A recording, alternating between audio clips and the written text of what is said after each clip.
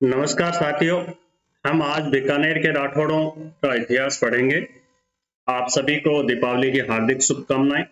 दीपावली आपके लिए सभी के लिए मंगलमय हो और जिस तरह से दीपावली में दीपकों की रोशनी है वो पूरे वातावरण को प्रकाशमान करती रहती है, उसी तरह से आपका यशोगान है वो समाज, राष्ट्र और विश्व को प्रकाशमान करता रहे। इन्हीं शुभकामनाओं के साथ हम शुरुआत करते हैं बीकानेर के राठौड़ वंश के इतिहास की।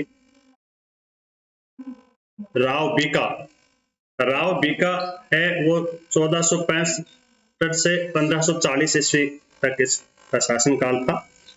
बीका है वो मारवाड़ के शासक राव जोधा के पुत्र थे और अपने पिता के द्वारा ताना देने के कारण वह 1465 ईस्वी में जांगल प्रदेश में आ गया।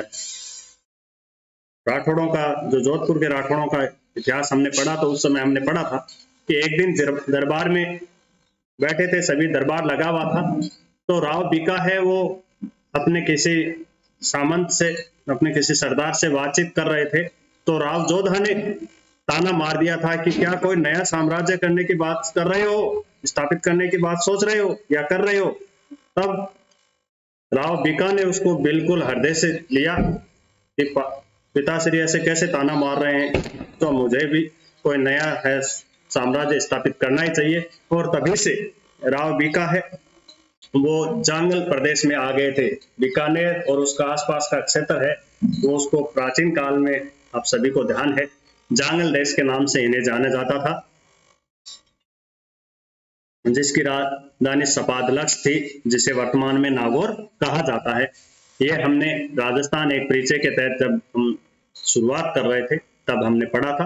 तो बीका थे वो जांगल देश आ गए और यहाँ बीकानेर से 22 किलोमीटर दूर कोडमदेसर एक गांव था, वहां वो बीकानेर की स्थापना से पूर्व कुछ समय तक रहे थे कोडमदेसर गांव में। और मंडौर से भैरव जी की जो प्रतिमा राव बीका साथ लेके आए थे, क्योंकि वो अधिष्ठायी देव थे उनके, तो उनकी प्रतिमा मंडौर से साथ लेके आए थे। उस भैरव की प्रतिमा को इन्होंने कोडमदेसर गांव में स्थापित किया, जो वर्तमान में कोडमदेसर भैरव जी के नाम से प्रसिद्ध है। यहाँ कोडमदेसर गांव में एक तालाब का निर्माण भी राव बीका ने करवाया था और एक महल भी बनवाया था, जो आज भी जीर्ण शीर्ण अवस्था में मौजूद है। फिर राव बीका के बारे में एक किंवदंती है कि मां करणी के आशीर्वाद से उन्होंने नवीन राज्य है बीकानेर उनकी स्थापना की थी। वहां जंगल में जहां बीकानेर की स्थापना की, वहां की धरती है उसको पुण्य मानते हुए यहाँ एक मेमने के बच्चे को भेड़िए के पास देखा और उस जगह को उन्होंने पुण्य माना, तो उस जगह ही बीकानेर की जो स्थापना है उन्होंने की। और अपनी जो स्थिति है वो मजबूत करने के लिए पुंगल के राव सेका की पुत्री से उन्होंने विवाह किया। और जब विवाह किया था तब राव सेका थे मुल्तान कैद में थे, जिसको मां करणी ने चील का रूप धारण करके उस कैद से उठा के और शादी में पहुंचाया था। जो भजन आप और हम सभी सुनते हैं कि सेको जी मुल्तान कैद में घर बाई को गाओ, बन के कांवली पकड़ बुझावे माँ, फेरा शु पहले पहुंचाए। तो माँ करणी ने ही ये शादी करवाई थी और राव सेका जी मुल्तान के कैद में थे, उनको चील बन के लेके आए थे। तो पुंगल के राव सेका की जब पुत्री से राव बीका ने शादी कर ली तो उनकी जो स्थिति थी वो कुछ मजबूत हो गई। 1488 में उन्होंने बीकानेर की स्थापना की, जो राठौड़ शक्ति का दूसरा केंद्र बना। पहला जोधपुर था, दूसरा बीकानेर बना। इन्होंने देशनोक में करणी माता के मंदिर का निर्माण करवाया और वर्तमान में जो करणी माता का मंदिर देशनोक में है, जो चूहो वाली देवी के नाम से प्रसिद्ध है, जिसमें राजस्थान की प्रमुख देवियों वाले चैप्टर में हम विस्तृत अध्ययन करेंगे। तो वर्तमान जो मंदिर है मां करणी का, उसका जो निर्माण है वो सूरत सिंह द्वारा करवाया गया था। राव बीका के बाद में बीकानेर के शासक बने राव करण। इनका शासनकाल 1505 से 1520 ईस्वी था। ये राव बीका के छोटे पुत्र थे। इन्होंने नागौर के मोहम्मद खां को पराजित किया था। 1526 ईस्वी में ढोसे के युद्ध में नारनौल के नवाब थे अभी मीरा, उनसे ये युद्ध करते हुए वीर गति को प्राप्त हो गए थे। बेटू सुचा ने जो अपना ग्रंथ है राव जैतशीर और छंद, बेटू सुचा का प्रसिद्ध ग्रंथ है राव जैतसिरा छंद, इसमें इसे कलयुग का करण कहा है। ये महत्वपूर्ण क्वेश्चन है, पहले भी पुटअप हुआ है, इसलिए ध्यान रखिएगा कि बिट्टू सुचा ने अपने ग्रंथ राव जैतसिरो छंद में किस शासक को कलयुग का करण कहा है, तो वो थे राव करण को। जयसोम ने भी अपना जो प्रसिद्ध ग्रंथ है करमचंद्र वंश उत्कीर्णनम काव्यम, उसमें रावकरण की दानशीलता की तुलना करण से की है। ये दो अलग अलग क्वेश्चन है, ध्यान रखिएगा। बिट्टू सुजा ने अपना जो ग्रंथ है राव जैतसिरो छंद, उसमें रावकरण को कलयुग का, माने अब जो कलयुग चल रहा है उसका करण कहा है। और जयसोम ने जो अपना प्रसिद्ध ग्रंथ है करमचंद्र वंश उत्कीर्णम काव्यम, उसमें रावकरण की दानशीलता की तुलना कर्ण से की है। जो महाभारत के प्रसिद्ध योद्धा थे, कुंती के ज्येष्ठ पुत्र थे कर्ण, जो महान दानी थे, उनसे इसकी तुलना की है। रावकरण ने लोलकरण से झील का निर्माण करवाया, जो खारे पानी की झील है, जिसमें वर्तमान में नमक है वो न के बराबर उत्पादन होता है। झीलों वाले अध्याय में हमने ये पढ़ा था। अब अगले जो शासक हैं वो है राव जैत सिंह। राव जैत सिंह का जो शासनकाल है वो 1526 से 1541 ईस्वी था। जैत सिंह ने 1534 ईस्वी में काबुल के मुगल शासक थे जो कामरान, जो हुमायूं के छोटे भाई थे, उनको उन्होंने पराजित किया था। बिट्टू सुजा ने अपना जो प्रसिद्ध ग्रंथ है राव जैतसिरो छंद, उसमें इस युद्ध का वर्णन किया है। इसने बीकानेर पर मालदेव के आक्रमण के दौरान, बीकानेर पर जब मालदेव, जोधपुर के शासक थे मालदेव, उन्होंने जब आक्रमण किया तो उसने अपने मंत्री जो नगराज था उनको शेरशाह सूरी से सहायता प्राप्त करने के लिए भेजा था, परंतु जब तक की सहायता आती उससे पहले ही युद्ध है वो शुरू हो गया था। और 1541 ईस्वी में साहेबा या कुछ पाहेबा भी कहते हैं, दोनों शब्द इस्तेमाल होते हैं इस के लिए। पाहेबा के युद्ध में ये मालदेव की सेना से लड़ते हुए वीरगति को प्राप्त हो गए थे। यही वजह है कि जब गिरी शिमेल का युद्ध हुआ उसमें वीरमदेव ने भी शेरशाह का साथ दिया और राव कल्याणमल ने भी साथ दिया, क्योंकि इन दोनों पर ही मालदेव ने आक्रमण किया, इस वजह से वो इनसे नाराज थे, अन्यथा इनके सब्जातीय बंधु थे वो दोनों। राव कल्याणमल का जो शासनकाल है वो 1541 से लेकर 1574 ईस्वी तक है। राव कल्याणमल ने खानवा के युद्ध में राणा सांगा की ओर से भाग लिया था। खानवा वाले युद्ध में हमने राणा सांगा के नेतृत्व में किन किन राजपूत सरदारों ने भाग लिया उसमें हमने ये पढ़ा था। राव कल्याणमल ने 1544 का जो गिरी शिमेल का युद्ध है, जो मालदेव और शेरशाह सूरी के बीच में लड़ा गया था, उसमें इन्होंने शेरशाह सूरी का साथ दिया, क्योंकि पाहेबा साहेबा के युद्ध में इनके पिता राव जैत सिंह पर आक्रमण मालदेव ने किया था और उसमें इनके पिता श्री राव जैत सिंह लड़ते हुए वीरगति को प्राप्त हुए थे।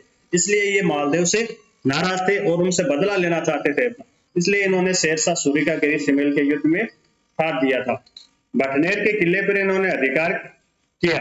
1570 ईस्वी का जो नागौर दरबार हुआ था, अकबर ने नागौर दरबार का आयोजन किया था, उसमें यह अकबर के समक्ष उपस्थित हुआ और उन्होंने अपने दोनों पुत्रों राय सिंह और पृथ्वीराज को मुगल दरबार में भेज दिया था। वो पृथ्वीराज जो कवि थे, पृथ्वीराज राठौड़, यही थे पृथ्वीराज राठौड़, जो इतिहास में पित्तल के नाम से प्रसिद्ध हैं, और इन्हें भी अकबर ने गागरों की जागीरदारी दे दी थी।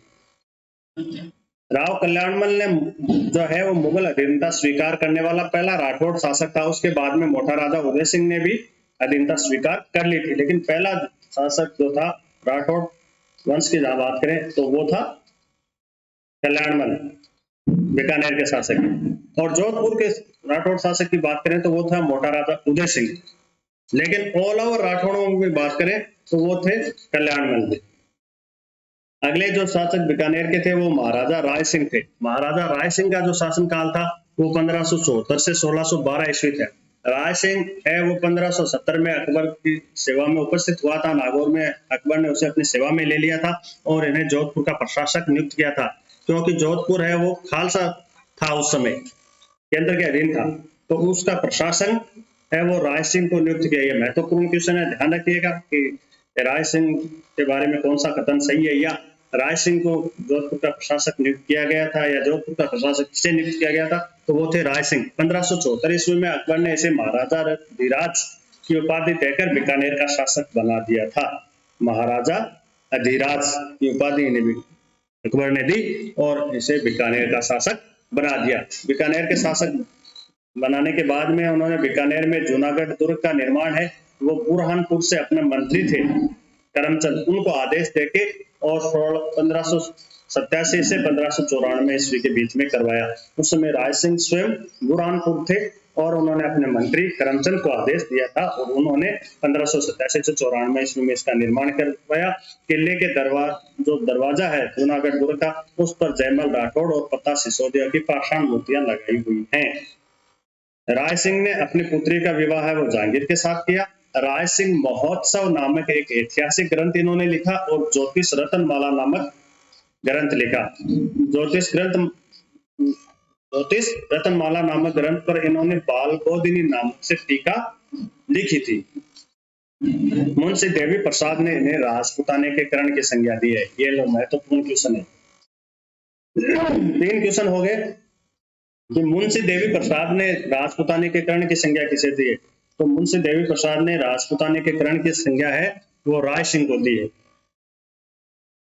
अब अगले जो बीकानेर के शासक थे वो महाराजा करण सिंह।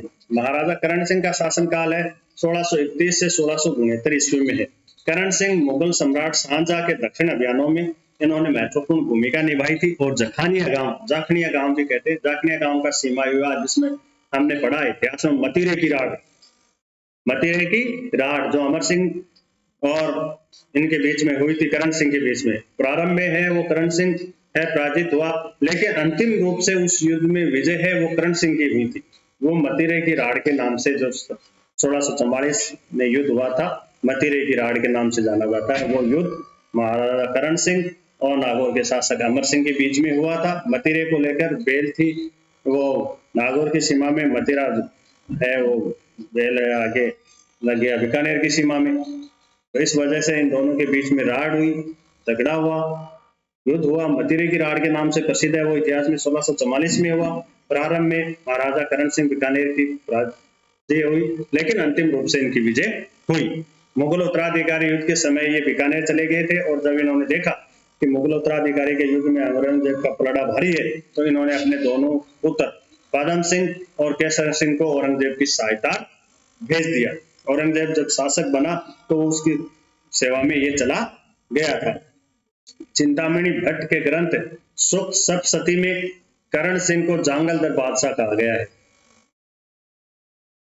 चिंतामणि भट्ट के ग्रंथ सुख सप्ती में करण सिंह को जंगलदर बादशाह कहा गया है, क्योंकि ये जांगल देश था इसलिए जांगलदर बादशाह की उपाधि दी गई है, कहा गया है। यह भी महत्वपूर्ण क्वेश्चन है। करण सिंह ने साहित्य कल्पद्रुम है और उसके दरबारी जो विद्वान थे गंगानंद बैथिल ने करण भूषण और काव्य डाकिनी नामक ग्रंथ लिखे, क्योंकि जब ये मुगलों की निंदा स्वीकार कर चुके थे तो बाहरी आक्रमण से और उनसे तो पूर्णतः सुरक्षित हो गए थे, इसलिए स्थापत्य कला, साहित्य कला, चित्रकला इनका विकास अच्छी तरह से हो सका था। तो करण सिंह ने साहित्य कल्पद्रुम की रचना की। उनका जो प्रसिद्ध दरबारी विद्वान था गंगानंद बैथिल, उन्होंने करण भूषण और डाकिनी नामक ग्रंथ लिखे। उसके बाद में अगले जो बीकानेर के शासक थे वो महाराजा अनूप सिंह थे, जिनका शासनकाल 1669 से लेकर 1698 ईस्वी में था। अनूप सिंह को औरंगजेब ने 1670 ईस्वी में मराठों के विरुद्ध अभियान में भेजा। उनकी वीरता से प्रभावित होकर उन्होंने इन्हें महाराजा और माही मराठे की उपाधि दी। ये महत्वपूर्ण क्वेश्चन है। माही मराठे की उपाधि औरंगजेब ने किस बीकानेर के शासक को दी थी? तो ये थे अनूप सिंह जी। इनके मराठों के खिलाफ वीरता से प्रभावित होकर उन्होंने ये उपाधि दी थी। इनका जो ज्यादातर समय था अनूप सिंह का वो दक्षिण भारत में ही बीता। 1685 से 86 ईस्वी में ये बीजापुर थे। 1627 ईस्वी में वो गोलकुंडा घेरा के समय ये मुगलों सेना के साथ थे। दक्षिण भारत से ये अनेक मूर्तियां लेकर आए थे। उन्होंने इन मूर्तियों को 33 करोड़ देवताओं का जो मंदिर था उनमें रखवाया था। दक्षिण भारत में ये अधिक समय रहे। इनके समय में जो चित्रकारी थी उस पर भी दक्षिण प्रभाव है वो स्पष्ट दृष्टिगोचर होता है। इनका काल है वो बीकानेर चित्रकला शैली का स्वर्ण काल कहलाता है। बीकानेर चित्रकला शैली का स्वर्ण काल कहलाता है। अनूप सिंह के समय में का जो विद्वान थे आनंद राम, ध्यान रखिएगा, इन्होंने गीता का सर्वप्रथम मारवाड़ी गद्य और पद्य में अनुवाद किया। गीता का सर्वप्रथम मारवाड़ी गद्य और पद्य में जो अनुवाद किया था वो अनूप सिंह के शासन काल में आनंद राम ने किया था। अनूप सिंह ने अनूप उदय, अनूप विवेक, काम प्रबोध, श्राद्ध प्रयोग और चिंतामणि ग्रंथ लिखे। अनूप सिंह विद्वान थे और उन्होंने ये ग्रंथ लिखे थे। अनूप पुस्तकालय की स्थापना है उन्होंने करवाई थी। अनूप संस्कृत पुस्तकालय जो है ना, उनकी स्थापना इन्होंने करवाई थी, जिसमें संस्कृत और राजस्थानी ग्रंथों का संग्रह है। अनूप संस्कृत पुस्तकालय बीकानेर में। महाराजा सुजान सिंह, महाराजा सुजान सिंह का जो शासन काल है 1717 से 1735 ईस्वी में था और इनके शासन काल में मारवाड़ के अजीत सिंह और नागौर के बख्तावर सिंह ने बीकानेर पर आक्रमण किया था, लेकिन उन्हें विशेष सफलता नहीं मिली। उसके बाद में अगले जो बीकानेर के महाराजा थे वो थे जोरावर सिंह जी, जो 1735 से 1746 ईस्वी में इनका शासन काल था और इन्होंने हुडा जो सम्मेलन था, जो हुडा भीलवाड़ा में 1734 में हुआ था, जिसकी अध्यक्षता मेवाड़ के महाराणा जगत सिंह द्वितीय ने की थी, उसमें इन्होंने बीकानेर का प्रतिनिधित्व किया था। महाराजा गज सिंह अगले शासक थे बीकानेर के। 1746 से लेकर 1787 ईस्वी इनका शासनकाल था। ये स्वयं कभी भी मुगल दरबार में नहीं गया। ये ध्यान रखिएगा, कौन सा बीकानेर का शासक था जो कभी भी मुगल दरबार में उपस्थित नहीं हुआ, तो वो थे महाराजा गज सिंह। लेकिन इनकी जो सेनाएं थी वो लगातार मुगल दरबार में रही। मुगलों की सहायता के लिए लगातार ये अपने सेनाएं भेजता रहता था। इस वजह से इनसे मुगल बादशाह है वो खुश होकर इन्होंने श्री राज राजेश्वर, महाराजा अधिराज, महाराज शिरोमणि श्री गज सिंह का खिताब दिया। सबसे ज्यादा उपाधियां दी, जबकि स्वयं कभी मुगल दरबार में नहीं गया, लेकिन सेना हमेशा मुगलों की सहायता के लिए भेजता रहा। इसलिए मुगल बादशाह ने इनकी सेना की सहायता से प्रभावित होकर ये उपाधि प्रदान की थी। सबसे लंबी उपाधि है श्री राज राजेश्वर, महाराज अधिराज, महाराज शिरोमणि श्री गज सिंह। महाराजा सूरत सिंह अगले शासक थे बीकानेर के। 1787 से लेकर 1828 ईस्वी तक इनका शासनकाल था। 1805 में इन्होंने भटनेर दुर्ग को मंगलवार के दिन जीता था, इसलिए हनुमान जी के नाम पर इसका नाम हनुमानगढ़ रखा।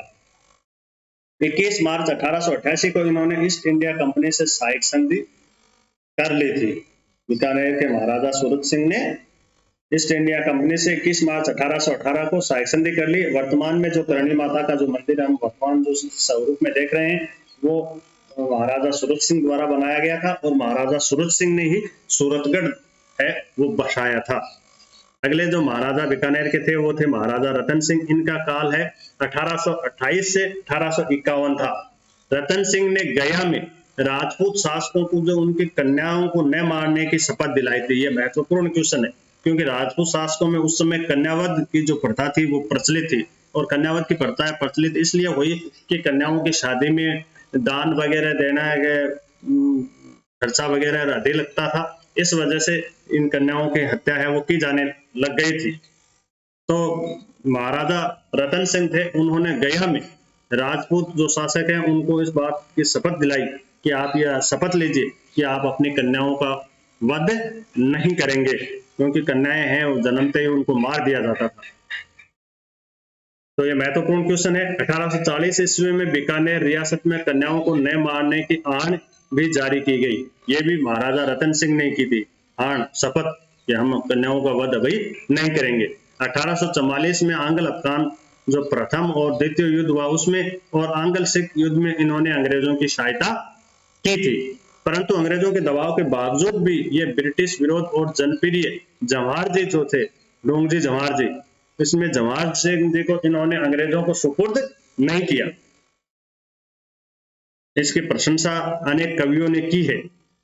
बीकानेर में रतन बिहारी जी मंदिर का निर्माण है इन्होंने करवाया था। ये थे इनके महत्वपूर्ण कार्य। अब अगले जो महाराजा सरदार सिंह, महाराजा सरदार सिंह का शासनकाल 1851 से लेकर 1872 तक था।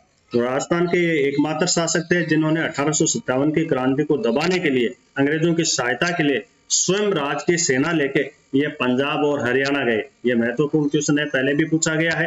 राजस्थान के शासकों में सरदार सिंह एकमात्र शासक था जिसने व्यक्तिगत रूप से क्रांति का दमन करने के लिए सक्रिय रूप से भाग लिया और स्वयं सेना लेकर पंजाब और हरियाणा गए। 1868 ईस्वी में बीकानेर राज्य में प्रशासनिक नियंत्रण स्थापित करने के लिए सुजानगढ़ में इन्होंने एक अंग्रेज एजेंसी की स्थापना भी इनके समय में की गई थी, क्योंकि बीकानेर का क्षेत्र काफी लंबा चौड़ा था, इसलिए उनको नियंत्रण स्थापित करने के लिए एक एजेंसी सुजानगढ़ में इनके समय में स्थापित कर दी गई।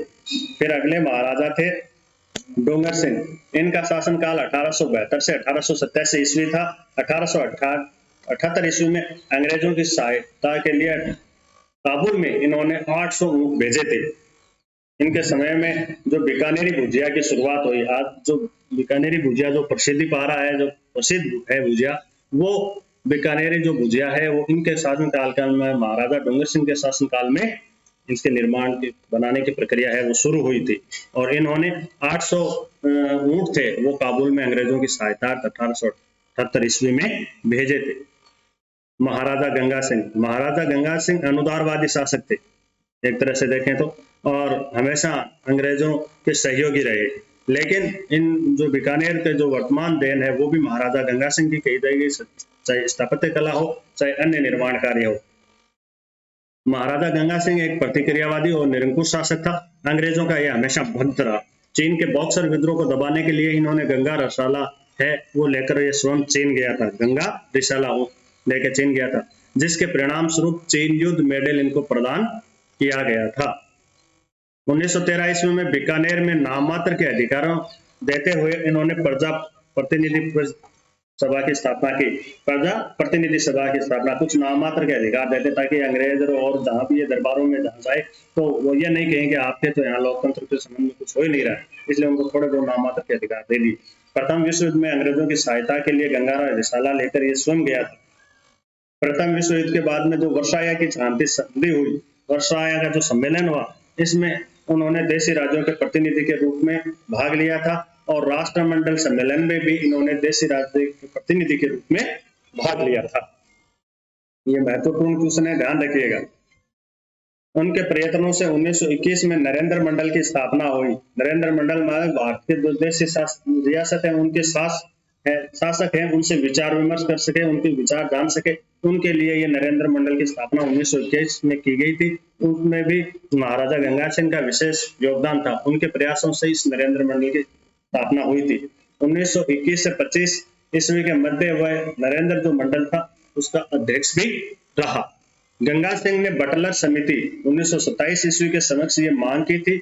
उनके संबंध में भारत में अंग्रेज सरकार से न होकर सीधा बीकानेर का संबंध है वो जो ब्रिटिश महारानी है उनके साथ होना चाहिए। ये मांग की थी कि मैं अंग्रेज सरकार से मेरा कोई लेना देना नहीं होना चाहिए, मेरा तो सीधा संबंध ही ब्रिटिश जो राजतंत्र है उससे होना चाहिए। ये मांग भी इन्होंने की थी। गंगा सिंह ने तीनों गोलमेज सम्मेलनों में भाग लिया था, 1930, 31 और 32। जो साइमन कमीशन आया था जिसने भारत में संवैधानिक विकास के संबंध में जो रिपोर्ट थी उस रिपोर्ट पर विचार विमर्श करने के लिए 3 गोलमेज सम्मेलन है वो ब्रिटेन में है वो बुलाए गए थे और तीनों गोलमेज सम्मेलन में गंगा सिंह ने भाग लिया था।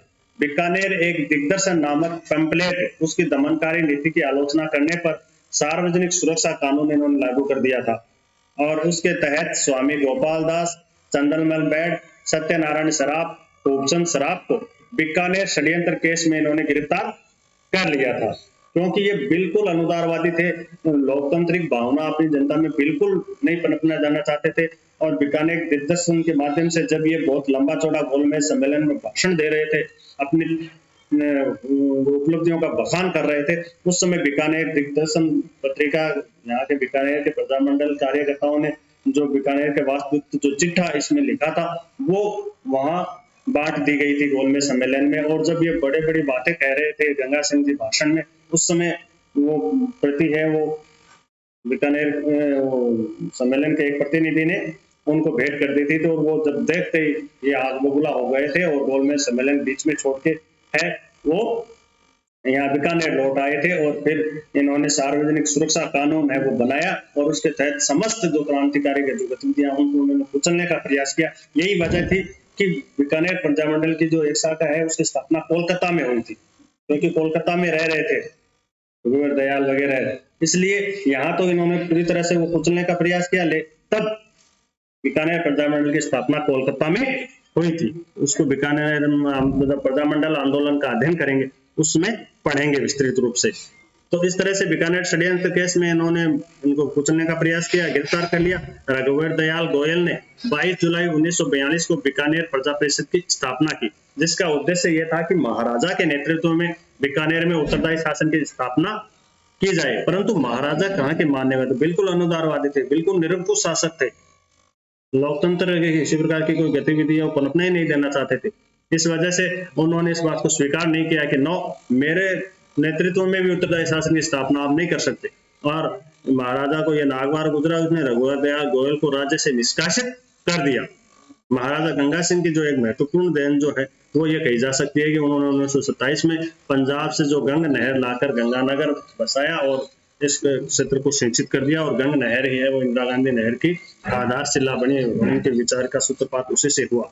तो ये थे महाराजा गंगा सिंह के महत्वपूर्ण कार्य। और अब थे अंतिम जो बीकानेर के शासक थे महाराजा शार्दुल सिंह 1942 से 1949 ईस्वी में। इन्होंने नौता मान्य विवाह निमंत्रण पर 10 नशीगनी की बात उत्तराधिकारी कर इन दोनों को समाप्त कर दिया था। एक तो नौता कर था कि जो भी कोई विवाह करता था, विवाह का निमंत्रण कर के रूप में उनको भेजना पड़ता था। एक तख्त नशीनी की बात माने जो उत्तराधिकारी बने, तख्त प्राचीन हो तो उत्तराधिकारी कर भी लोगों को देना पड़ता था। इन दोनों करों को इन्होंने समाप्त करवा दिया था। द्वितीय विश्व युद्ध में इन्होंने बीकानेर की सेनाओं के निरीक्षण के लिए बर्मा और ये ईरान स्वयं गए थे, शार्दुल सिंह जी। उसने के.एम. पनिकर को बीकानेर राज्य के प्रतिनिधि के रूप में संविधान निर्मात्री सभा के लिए मनोनीत किया था।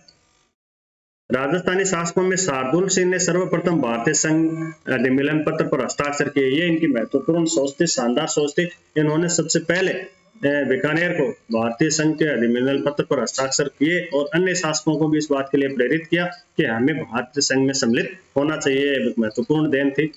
और ये बीकानेर के राठौड़ वंश के अंतिम शासक थे। तो इस प्रकार हमने बीकानेर के राठौड़ों का अध्ययन किया। अब आगे हम चौहानों का अध्ययन करेंगे।